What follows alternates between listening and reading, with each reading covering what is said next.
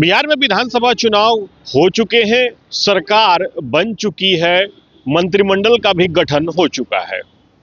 यहाँ तक कि प्रोटेम स्पीकर की भी नियुक्ति हो चुकी है, लेकिन स्पीकर कौन होगा इस पर अभी सुई अटकी हुई है। दरअसल स्पीकर पद को लेकर के सबकी निगाहें इन दिनों एनडीए के घटक दलों पर टिकी हुई है।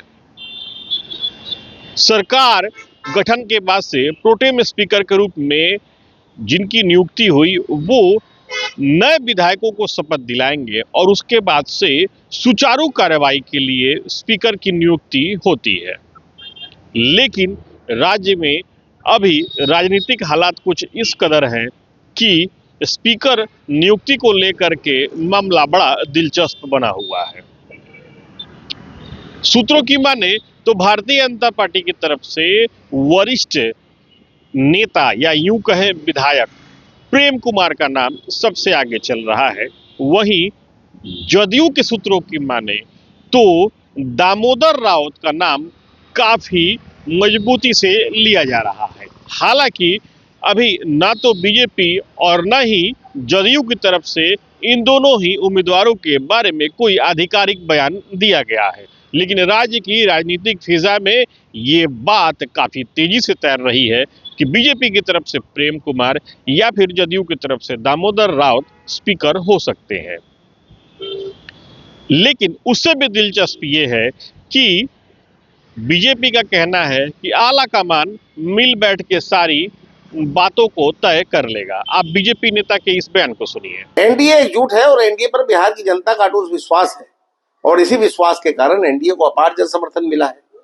एनडीए में कोई भी निर्णय घटक दल के नेता आपस में बैठकर तय करते हैं। रही बात विधानसभा के अध्यक्ष पद की, तो वह कोई समस्या नहीं है। एनडीए के घटक दलों के नेता मिल बैठकर इसका भी निर्णय ले लेंगे जो सभी को मान्य होगा और निर्णय सर्वोत्तम होगा। विपक्ष को कलेजा जलाने और छाती पीटने की आवश्यकता नहीं है। देखिए, भारतीय जनता पार्टी और जनता दल में सहमत का खेल चल रहा है। भारतीय जनता पार्टी दो डिप्टी सीएम, गृह मंत्रालय, बिहार विधान परिषद के सभापति, सारे पदों को ले लिया है। नीतीश कुमार जी को कहीं ना कहीं 100 पीस बना दिया है। अब जनता दल के अंदर इस बात का असमंजस की स्थिति है कि विधानसभा अध्यक्ष भी अगर भाजपा को हम दे देंगे तो हमारी सरकार कहाँ रहेगी और हमारे सरकार में रुतबे कहाँ रहेंगे। तो अब रुतबे की लड़ाई के लिए विधानसभा अध्यक्ष का मामला फंसा हुआ है।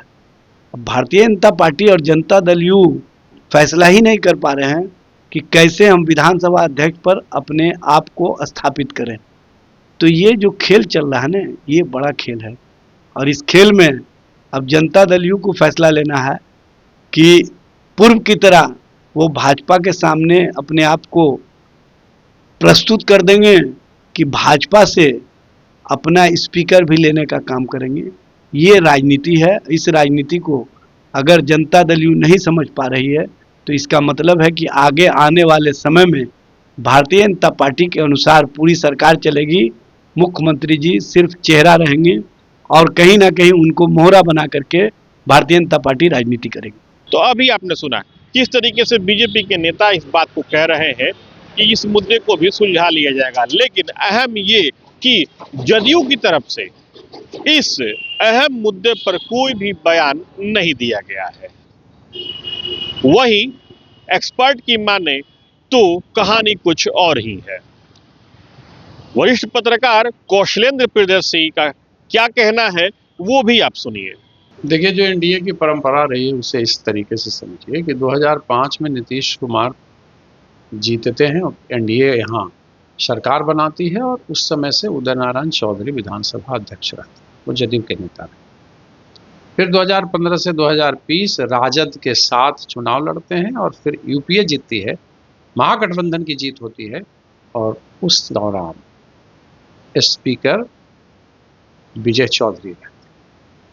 2020 में 2017 में गठबंधन टूट जाता है, फिर परिवर्तन होता है, वो आगे बढ़ते हैं धीरे धीरे, जो विधानसभा अध्यक्ष होते हैं। 2020 में जब चुनाव लड़ती है एनडीए एक साथ मिल करके, जदयू और बीजेपी दोनों पार्टनर होते हैं जो पहले जैसे रहते थे, तो फिर विधानसभा अध्यक्ष को लेकर 43 सीटों पर जदयू सिमट जाती है। सीटों की संख्या के मामले में दुगने तौर पे आप कह सकते हैं कि बीजेपी रहती है। तो उन परिस्थितियों में फिर अध्यक्ष बीजेपी का होता है। लेकिन इस दफा नीतीश कुमार लाचार नहीं है, विधायकों की संख्या 85 है, तो गृह मंत्री जैसा, गृह विभाग जैसा जो डिपार्टमेंट है वो सम्राट चौधरी को दे दिया गया।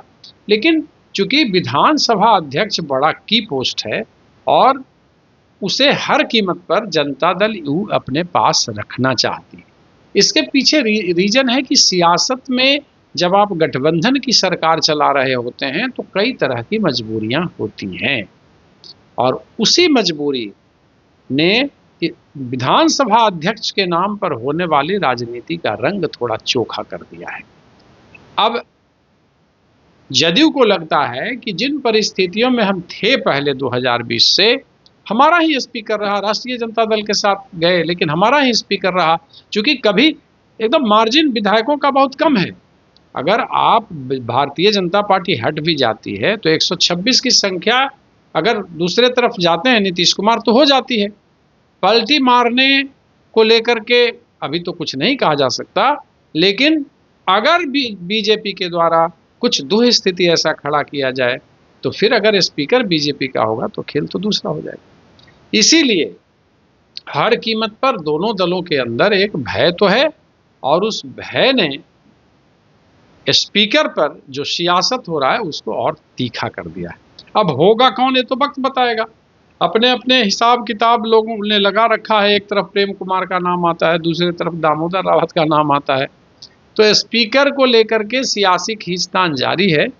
लेकिन जो आसार दिख रहा है उसमें ऐसा लग रहा है कि कहना बड़ा मुश्किल, चूंकि नीतीश कुमार के पेट में क्या होता है ये कोई जान नहीं पाता, लेकिन जो आसार दिख रहा है उसमें यही दिख रहा है कि अभी थोड़ा और वक्त जरूर लगेगा, चूंकि 1 से सत्र शुरू होने वाला है, तो उससे तो पहले ये सारी चीज़ें हो जानी चाहिए।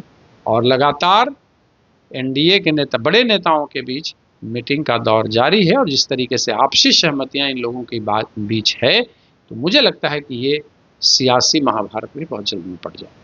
तो अभी आपने सुना किस तरीके से कौशलेंद्र प्रदर्शी ये बता रहे हैं कि गठबंधन की राजनीति में स्पीकर का पद कितना अहम हो जाता है।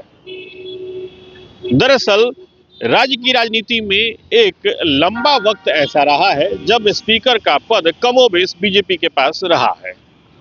अब देखना यह है कि गठबंधन की राजनीति बिहार में हालांकि फिर से है, लेकिन इस बार स्पीकर कौन बनता है, क्योंकि सबकी निगाहें टिकी हुई है और इसे 1 दिसंबर से पहले किया जाना भी होगा, क्योंकि 1 तारीख से लेकर के 6 तारीख तक बिहार विधानसभा का विशेष सत्र आहूत किया गया है।